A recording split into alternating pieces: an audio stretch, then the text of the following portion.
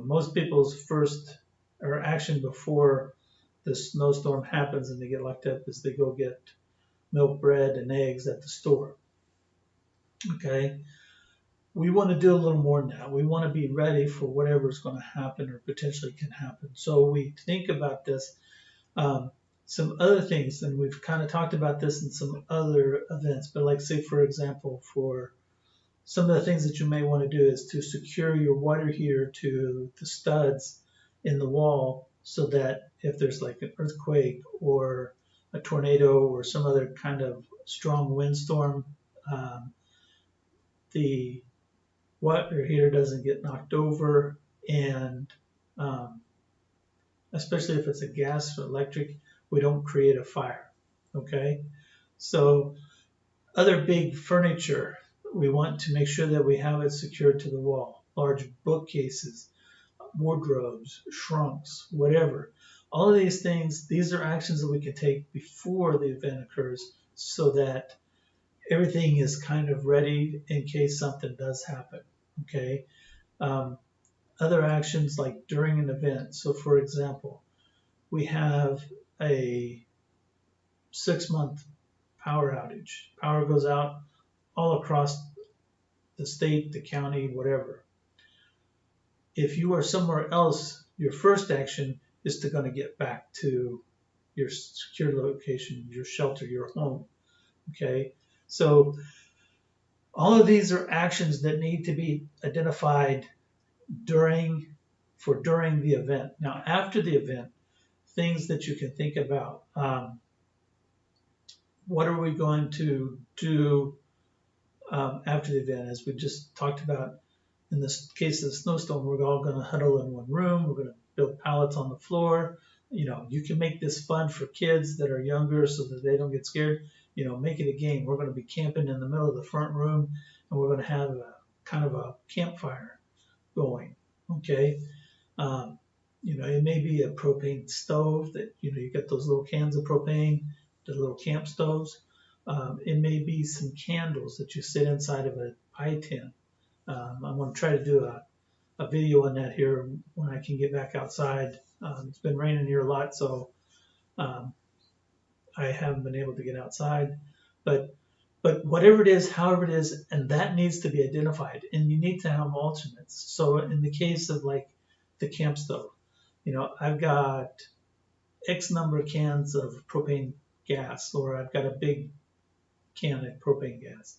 It's going to last X number of hours. So after that, then I'm going to start to use my candles. After that, I'm going to start to I'll have to build something and go collect firewood and build something outside. Okay. Because like I said, right now I live in an apartment. So you're going to have to identify all of these different things and how that you're going to work these through. Okay. The more effort that you put into this, the less confusing and less stressful it's going to be during the event itself. Okay. There's a saying that the more that you sweat in training, the less blood you'll bleed in war. Okay. And basically, you can think of it as a war because you are battling the elements for survival.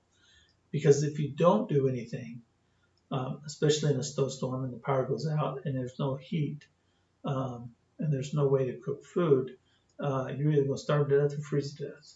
Okay, so neither one are key options that we want to do. So think about it. The more that you can put into this, the more actions that you can identify before, during, and after, the less stress that you're going to have and the less things can go wrong during the event itself or even after the event.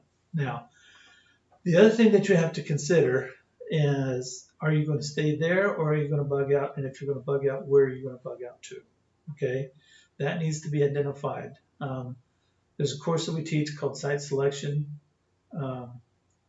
which we essentially gather the same types of information that we talked about in our fact gathering, but we do it basically, we can do it anywhere worldwide. Okay. But you need to make sure that you understand what this is and when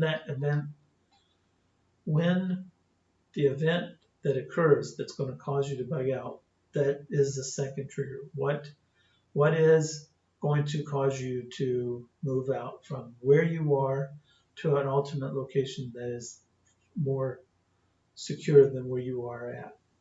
Okay, then how are you going to get there? What kind of cash items are you going to have there? Can you have anything cash? Because the problem with bugging out is most folks, um, all of their supplies are in their home, and if they have to bug out to an alternate location, depending on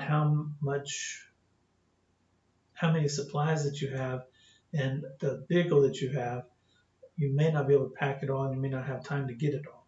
Okay, so a lot of stuff may have to be left behind, and if it's left behind, it's not going to do you any good with your new location. So you need to have supplies that are there, or you need to take as many as you can with you. That's the reason why we have bug out bags, which have an extended amount of supplies greater than 72 hours, usually up to a couple of weeks or more, that you can take with you, that you can get secure quickly, and then leave. Okay.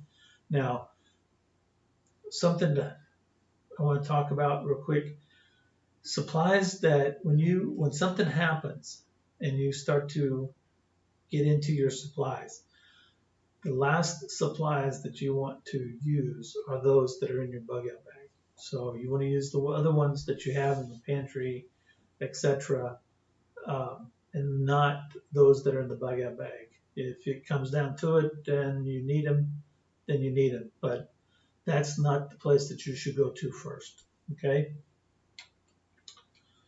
The other thing that you want to know is who's basically on your side. Who's the friendly forces there? And that's the people that are going to be with you. It may be neighbors that you have talked to and that they're on board with what you're doing, and they said, yeah, that sounds like a great idea. Let's do that. Who's going to be able to help you? And, do you have neighbors on all fours, all around you that can help you? Or do you have some neighbors that are not quite as friendly, as open? Or are they some of those preppers whose idea of prepping is to buy guns and ammo and they're just going to take what they want? That's some of the things that you need to kind of know so that you can prepare for that kinds of stuff. If something happens, can you move from where you are to another neighbor's location and they will help you, or you guys can work together? It just depends on the situation. It depends on the folks that are around you. Unless you're rich and you can buy, like a whole country, there's probably going to be somebody that is not friendly that you're not going to be able to depend on. Okay. And that's part of that strengths and weaknesses. Who can I count on? Who can I rely on to be able to carry out and do what I've asked them to do? So the other thing, and this kind of touches on what I was just saying, what are the potential threats enemy-wise around you? Are there a lot of gangs, mobs, terrorists? In the case of like down in Texas and along the Mexican border, people coming across the border, trafficking in people and drugs and stuff. All of these are things that you need to be thinking about and be cautious about. And that's when you create that security plan, that's what you need to take into consideration. Okay. What are their resources? Now, I know that most probably gangs and mafia kinds of folks, terrorists, may have access to weapon systems that we don't have access to because, again, a criminal is a criminal. And a criminal already, the civilized veneer is already peeled back for them, because if it wasn't, they would not be a criminal. So they would not be doing the things that they're doing. Okay. What are their resources? What are they going to do when and if something happens, okay? And